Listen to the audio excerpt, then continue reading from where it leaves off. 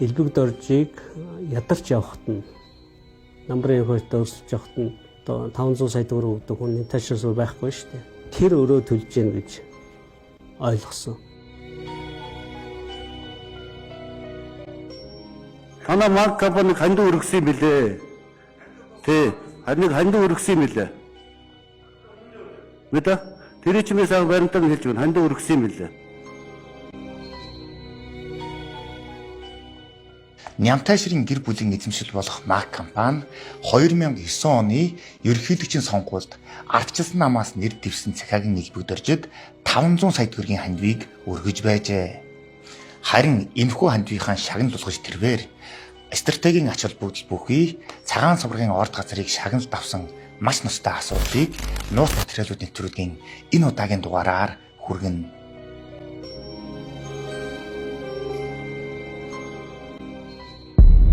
Цагаан сувраг ордын хулгай 1963 оны 8 дугаар сард сайд нарын зөвлөлийн дэргэдэх геолог хайгуул шинжилгээний газрын даргаар ажиллаж исэн Маам Жавын цэрэндөө чимээх хэрхэм Москвагийн их сургуулийг геологч мэргэжлээр дөнгөж дүүргэж ирээд байсан Чойжингийн хурц гэдэг хүнийг дуудах болно.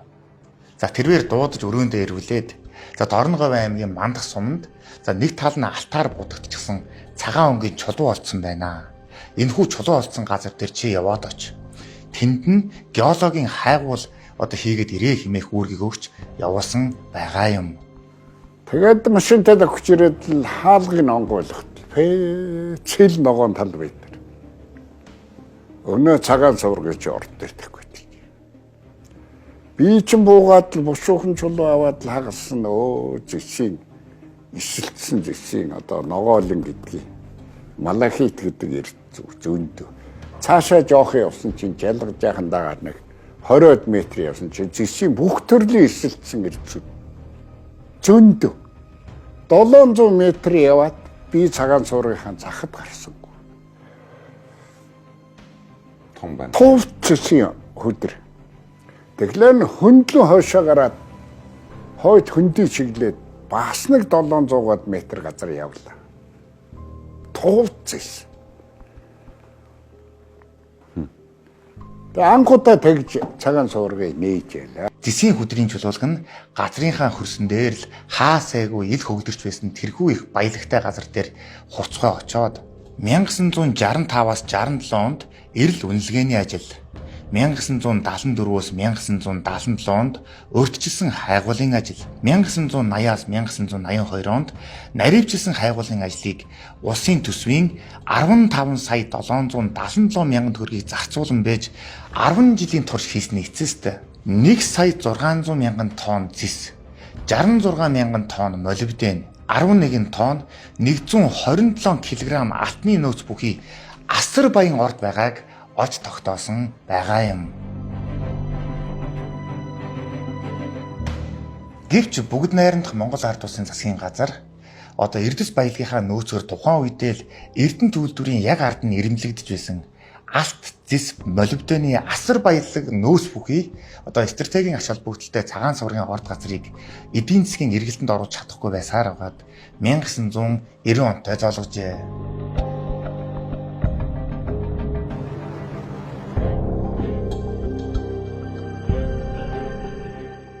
(1990 онд Монгол улсад ардчилсан хувьсгал ялж зах зээлийн нийгэмд шилжсэнтэй холбоотойгоор Монгол улс ёстой л хөл толгоогоо алдсан.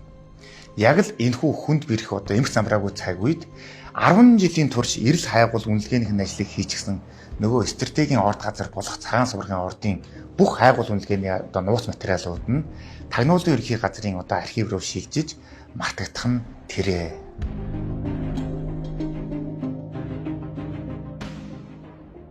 Улсын төсвийн хөрөнгө оруулалтаар нөөцийг нээж тогтоосон Эрдэс баялагынхаа нөөцөөр Эрдэнэт үйлдвэрийн яг ард нь ирэмблэгдэж байсан цагаан суврагын орд газрын тэр мэдээлэлд танилцах эрх тухайн үеийн сайд нарт хүртэл байдаггүй байж. Харин тэрхүү орд газрын мэдээлэлтэй тагнуулын ерхий газрын архив руу орж танилцах хэрэгтэй цөөхөн хүний нэг нь нийгмийн аюулаас хамгаалах газарт тухайн үед төлөөлөгчөөр ажиллаж исэн Бямбагийн Нямтайшир байлаа.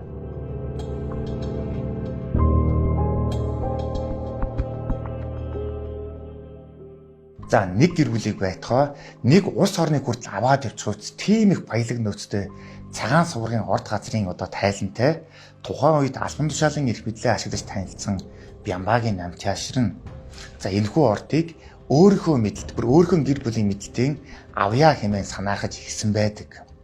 За тэрээр 1999 оны 12 дугаар сарын 10-ны өдөр энэхүү санаархалтаанч хүрч чаджээ. Цагаан суургийн ордын хувийн хэргийг авч үзэх хэрэгтэй. Тэн дээр 1999 оны 12 дугаар сард Нэмташрын гарын үсэгтээ лиценз авсан өргөдөл байгаа. Тэр өргөдлийг тэд нар юу гэж гаргасан гэхээр хоосон газар дээр хайгуул хийж байгаа юм шиг гаргасан байна. Гэтэл энэ бол хоосон газар биш. Цагаан суургийн ордод улсын төсвийн хөрөнгөөр 65-аас 67 онд өргөл үнэлгээний ажил дууссан. 74-өөс 77 онд урьдчилан агуул дууссан. 80-аас 82-нд наривчлсан агуулгын ажил тус хийгдээд дууссан. Ашиглахад бэлэн орд. За маш ноцтой байгаа үз. Улсын төсвийн хөрөнгөөр нэгэнт хайгуулыг хийчихсэн тэрхүү орд газрын талбар дээр давхардуулан хайгуулын лицензийг олгодог явдал тухайн үеийн хуулиараа бол маш хориотой байжээ. Үүнийг хийх бол ямар ч боломжгүй байсан гэсэн үг хуулийнхаа хувьд. За гэтэл одоо тухайн үед хүчин төгөлдөр үйлчилж байсан ашиг малтмалын тухай хуулийг маш ноцтойгоор зөрчиж одоо нөгөө хайгуул нь хийгдээд бүх юм топ тодорхой болчихсон бэлэн орд дээр цоо шинээр одоо хайгуул хийж байгаа мэтэр лицензийг одоо МАК компанид олгосон хүн болвол тухайн үед ашиг малтмалын газрын дараагаар ажиллаж исэн дугрын жаргал сайхан гихч байх нь тэрэ.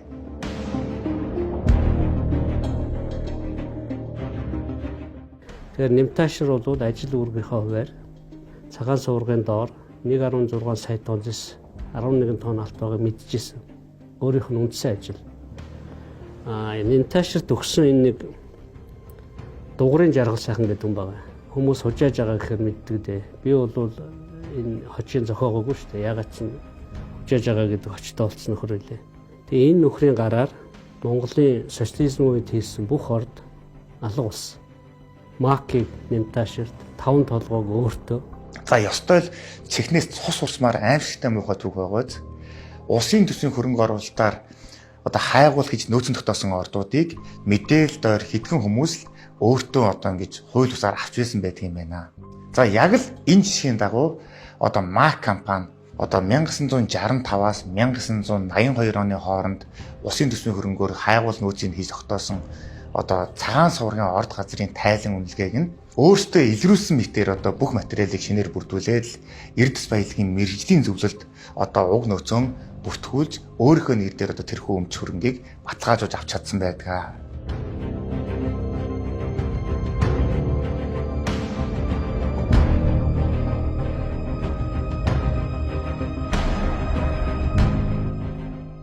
За үүнээс гадна МАК компани ч улсын төсөөр хийсэн хайгуулгын зардлыг төлсөн гэдэг байгаа шүү дээ.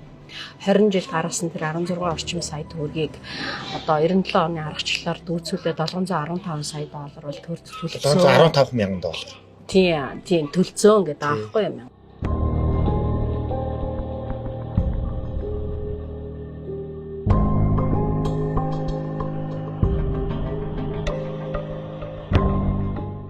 За социализмын он жилүүдэд Монгол төгрөгийн ханшид бол үнэхээр чанга байсан. За тэр тусмаа 1965-аас 82 оны төгрөг гэдэг бол доллартай бараг тэнцвүүц тийм өндөр одоо ханштай, тийм чанга ханштай одоо валют байсан.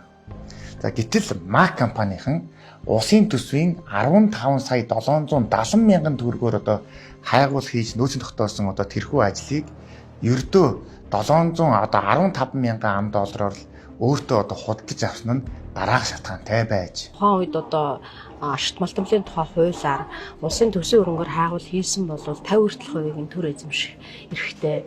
Хувийн хөрөнгөөр хайгуул хийсэн бол 34 хүртэлх хувийг эзэмших эрхтэй юм заалт байсан. За өөрөөр хэлбэл 1997 оны ашигт малтмалын тухай хуулийн дагуу нөгөө МАК компани чинь улсын төсвийн хөрөнгөөр нөөцийг нээж илрүүлсэн одоо 11 сая 600 мянган тонн зис 66 мянган тонн молибден 11 тонн 127 кг алтны нөөцтэй тэрхүү нүсэр том ордын 50%-ийг нь одоо ямар ч үн төлбөргүйгээр усад шилжүүлэн өгөх үүрэгтэй байсан юм байна. За тэгмэгц тэрхүү одоо 50%-ийг нь буюу талыг нь усад өгөхгүй тулд саяны энэ одоо бусгайтай ажлуудыг тухайн гэр бүлийнхэн Нямташрын гэр бүлийнхэн хийсэн юм байна.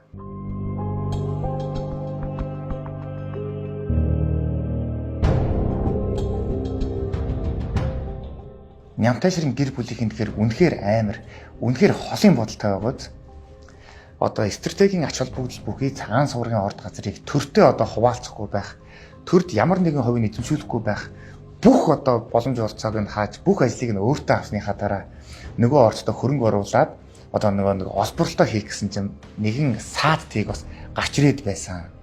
За тэр нь юу вэ гэхээр улсын хурлын 2007 оны 27-оор тогтоолоор цагаан суургийн орд газар нь албан ёсоор Монгол улсын стратегийн ач холбогдолтой орд газрын жагсаалтад нэгэнд бүртгэгдчихсэн. За дээрэс нь уг ордын хэдэн хувийг төр эзэмших вэ гэдэг нь тодорхой болоогүй байсан. Тэгмэгт Нямтайшир одоо яасан бэ гэхээр одоо нөгөө цагаан суургийн орд газраас төр нэг ч ширхэг хувьцаа эзэмшихгүй гэдэг шийдвэрийг гаргуулах ажилд ханцуу шамлан орсон байдаг. За тухайн үедээ л 15 тэрбум ам доллараар үнэлэгдэж байсан одоо нүсгэр том нөөцтэй тэрхүү цагаан суургийн орд газрын одоо 50%-ийг үн төлбөргүй эзэмших эрхээсээ одоо улсын хурал татгалзсан шийдвэрийг гаргана гэдэг бол ер нь бол боломжгүй байсан. Ер нь одоо хэдийгээр одоо муу санаараа хилүүлдэг гэсэн улсын хурлын шийдвэр бас тийм зүйл хийхгүй шүү дээ. Тийм шийдвэрийг гаргуулахын тулд Нямтайширт одоо асар их эрх мэдэлтэй хэн бүхнийг одоо өөрийнхөө дураар хөдөлгөх бас тийм хүн хэрэг болсон. Харин тэр хүн болвол 2009 оны Монгол улсын ерөнхийлөгчийн сонгуульд арчилсан намаас нэр дэвшигч Цахиагийн элбэгдэрч байх нь тэр. 97 оны ашигт малтмлын хуулийн дагуу олгох ёсгүй байсан газар лиценз олгосон гэдгээр стратегийн 16 ордоо бүгдийн улсын мэдэл 100% буцааж авах боломжтой. Хууль зүйн хувьд. Энийг одоо хийлэхгүй байсан улсуудын нэг бол элбэг дорж 2009 оны сонгуульд би штабд ажиллаж исэн. Хамгийн өндөр ханд 500 сая төгрөгийг Нямтайшир өгсөн. Тийм учраас 14 оны тогтоол гарахад бол Алтан уяг руу над руу нөлөөлж дэмжичгэлдээ улсад мөнгө байхгүй юм чинь гэдэг үг хэлжсэн байх. Ер нь бол би тэр үед хашлтанд хэлж байгаа шүү. Элбэг доржийг ядарч явахт нь намрын хойд өрсөлж явахт нь одоо 500 сая төгрөг өгдөг хүн Нямтайшир байхгүй шүү дээ. Тэр өрөө төлж гин гэж ойлгосон. За 2009 оны 500 сая төгрөг гэдэг бол тухайн үеийн ханшаар бол өстой хүний ой тоонд багтамгүй тийм их хөрөнгө мөнгө байсан. За ийм их хэмжээний одоо санхүүжилтийг нь аваад ерөнхийлөгч болчихсон учраас нөгөө элбэг дөрж чинь одоо өрөөнд төлөөд одоо цагаан суургийн орд газраас төр одоо ямар ч одоо хувь хувьцаа эзэмшихгүй шүү гэдэг шийдвэрийг өөрийнхөө эрх мэдэл албан тушаал ашиглаж одоо улсын хурлаар гаргуулж мөн чадсан байгаа юм.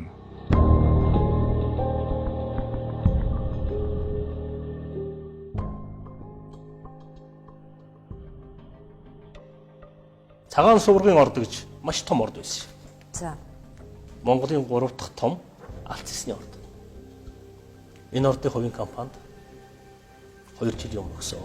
Социализмын үед 8 сая долларын хөрөнгө оруулалт хийж энэ цагаан суургийн ордыг монголчууд илрүүлсэн юм байна. Энэ хувийн компани хайгуулынхын төлбөрөөр өгч өгсөн. Өгсөн хүн хэн бэ гэдэг юм. За манай ерөнхийлөгч Алтан хоёрын ерөнхий сайдтай холбоотой. Тэр хүрээллийн хүмүүс. Тэр хоёр өгсөн юм уу? Энэ Алтан хоёрын засгийн газрын огцорсон үндсэн шалтгаан бол цагаан суурга шүү дээ. Би Алтан хоёрын дарагтаа уулзаж зүйл би уулзсан. Яагаад цагаан суургыг үнэг өгч байгаа юм бэ? Энд чинь Монголын ард түмний баялаг шүү дээ. Цагаан суургын ордыг гадаадын хөрөнгөний бирж дээр гаргах гатал зүгээр зархтал Монголын бүх хөрийг дарж дуусгах бүрэн боломжтой. Тийм учраас би энийг өгсөн болон өгүүлсэн хүмүүсийн хулгайчлалыг шилжиж байгаа. Яг хөө би хатуу хэлсэн бол уучлаарай. Алтан хоёрын даргуул надад хэлэхдээ элбэг дорж өг гэж загин саргаад өгүүлсэн гэж надад хэлсэн. За Монгол улсын ерөнхийлөгч элбэг дорж өөрийг нь санхүүжүүлж эрх мэдэлд хүргэсэн одоо МАК компанид өрөө төлөхийн тулд одоо хамгийн түрүүнд тухайн үед ерөнхий сайдаар ажиллаж байсан Алтан хоёрыг бол маш ихээр шахаж дарамтсан байдгийн мэлээ. Алтан хоёроо эрхэм шатаа тухайн үед нэг өөрийнхөөрөө загнаад дараах тогтоолын төслийг өргөн мэдүүлсэн юм билээ. Уг тогтоолын төсөлд юу гэж заасан байдаг вэ гэхээр цагаан суургийн орд газрын төрийн эзэмшлийн хувь хэмжээг 34%-аар тогтоосгүй. За цагаан суврагын орд газрыг эдийн засгийн эргэлтэнд оруулах шаардлагатай нийт хөрөнгө оруулалтын 34% ногдох 350 сая 600 мянган $ыг засгийн газрын бонд гарган санхүүжүүлэх гэдэг тогтоолын төслийг өргөн барьсныг та бүхэн бас харж байна. 34% төр эзэмшнэ. Үнтэй эзэмшээд байгаа асуудал яригадаад байсан. Тэгэхээр үнгүй эзэмших ёстой гэж Биш үнгүй биш. Ер нь хөрөнгө оруулалтаа угаагаад авах нь тэр төдрөг хангалттай шиг гарч байгаа. Гэдэг асуудлаар би оруулсан. Тэгсэн яасан. Улсын хурал дээр 34% налгуулад 0 болсон. 100% марк явуулсан. Одоо түрүү асуудал шүү. Би яагаад хувийн өмчийг дээрэмдэж авах гэж байна. Хувийн өмчийг дээрэмдэж авсан биш тэр чинь улсын өмч нийтийн өмчийг дээрэмдэж авсан биш. Хүмүүсээс тэр талаас нь ярихгүй. Тэгэл тэнд үйлдвэр босгоцсон гэхээр наа базраа 8-аар юм хийчиж одоо энэ алтан юм уу магадгүй нь одоо ерөнхий сайдаа бас тэгдэг үз. Энэ хоёрд мэрдэн тэр нэг хувийн өмч рүү дайраад байна. Юу өстэй солиордог л биш тийм байхгүй. Тэр чинь тэд нар чинь нийтийн өмч хулгайлаад авцсан баг. Дээрэндээ авцсан байхгүй.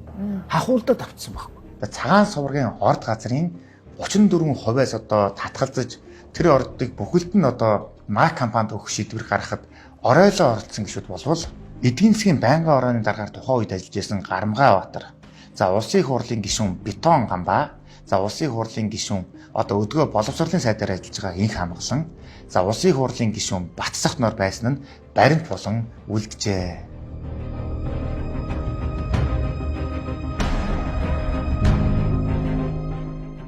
За тухайн үед улсын их хурлын гишүүн Гантмрын уянга логийн цог Сэндийн Ямдарч нар бол мак компанид одоо улсын төсвийн хөрөнгө оруулалтаар нөөцийг нь тогтоосон одоо цагаан суврагын орд газрыг яалаа гэж үн төлбөргөө өгч болох юм бэ? Одоо доор хаяж 34%-ийг нь үн төлбөргөө авах ёстой гэж одоо яаж хэлж тэмцээд бүр шударгаас эртэйхэн бүр завсарлах хүртэл аваад ч одоо үнэхээр хүчин мөксөж ялагдсан байгаа юм. За яг тэр үед би нөгөө одоо номтой хоёраа энэ танаа гэр бүл зориулагдсан юм бишээ. Та нар автагаа идээд барахгүй. Энэ бүгдээрээ олуулаа хүртээж одоо хувааж хүртэх ёстой ийм нийтийн баялгаа гэдэг энэ үгээ ол хэлж ирсэн. Энэ байгалийн баялаг гэдэг бол хэдэн сая жилээр өөрөө бүтэж бүрэлдэж бий болдог. Дээрээс нь энэ одоо энэ баялагтай газар нутгийн төлөө хэдэн үеэрээ тэ цус нулимс хөлс юу бүхнээ урсгаж хэдэн үеийг зольж иж биднэрт ирсэн энэ яалтчгүй одоо нийт ард түмний өв хөрөнгө. Ард түмэн гэдэг бол зөвхөн өнөөдөр амьд байгаа 3.4 сая бид нар биш. Яг тэр одоо энэ газар нутаг дээр хэдэн сая жил амьдарч өнөөдрийн бидний хүртэл одоо бүх юмаа зольж тэ энийг биднэрт өвлүүлсэн. Тэгээд бид 3.4 сая цаашдаа энэ газар нутаг дээр дэлхийс өмнө хэдэн сая жилч амьдрах юм. Тэр бидний үр хөвгөд ирээдүй хойч нийлээд арт түмэн гэдэг ойлголтыг бий болгодог. Тэгэхээр өнөөдөр байгаа 3.4 сая хүн тэрэн дотроо 3-4 хүн гэр бүлийн байгалийн баялагийг 100% эзэмшиж тэ өөрсдөө одоо дэлхийд тооцогдох баян болохыг бол энийг шударгаас гэж хэлэхгүй. За ингэж л Нямтайшрын гэр бүлийнхэн одоо цахиагийн элбэг дөржийн ерөнхийлөгчийн сонгуульд нь 500 сая төгрөгийн хандив өгснөөхөө шагнал болгож цагаан суврагын орд газрыг одоо хамгийн эцсийн байдлаар 100% өөрийнхөө өмч болгож чадсан байдаг. За гэвч цаг цагаараа байсангүй, цахилдаг хөхөөрөө байсангүй.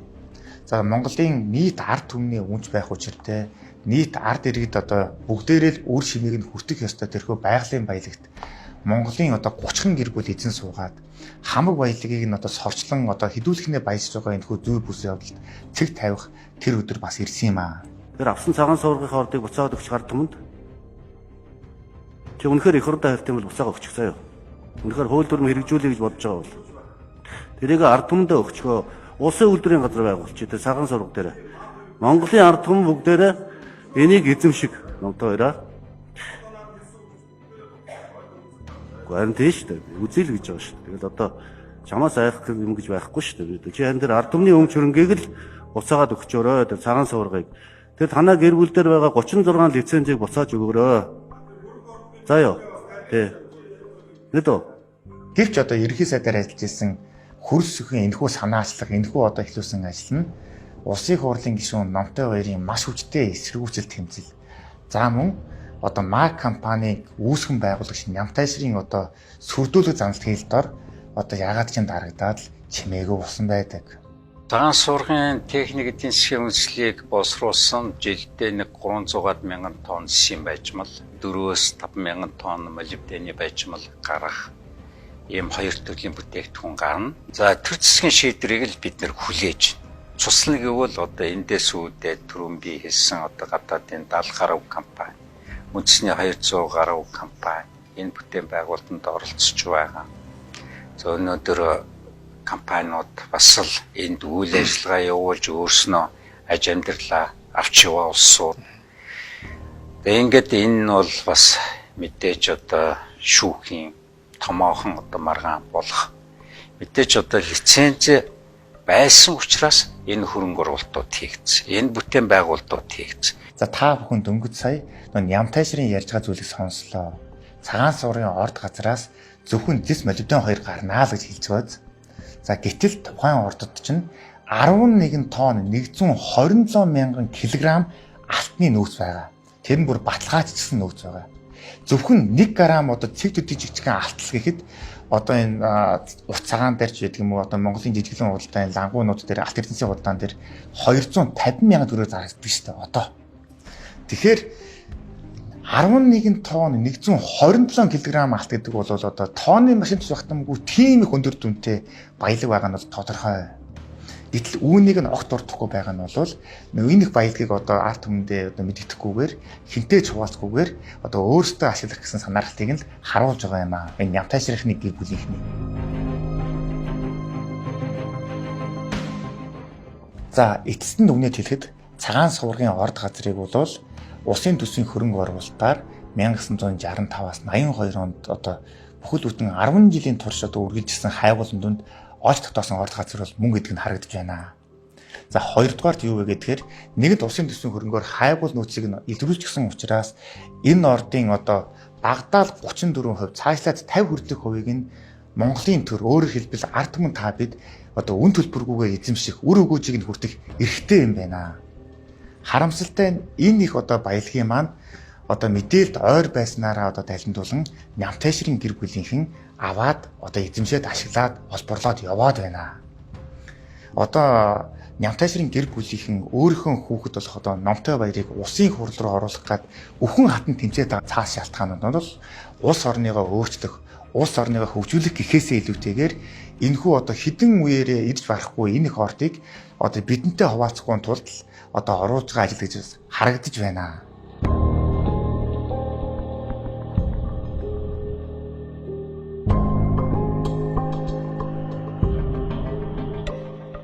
За Монгол улсын үндсэн хуульд заасны дагуу байгалийн баялаг газрын доорх хэвлийн нийт ард түмний өмч байдаг юм аа. Монголын ард түмэн асар их хувь заяатай билээ. Цагаан суургийнхаа орд газрын одоо үр өгөөжийг Монголын нийт ард түмэн маань хүртээсэй билээ.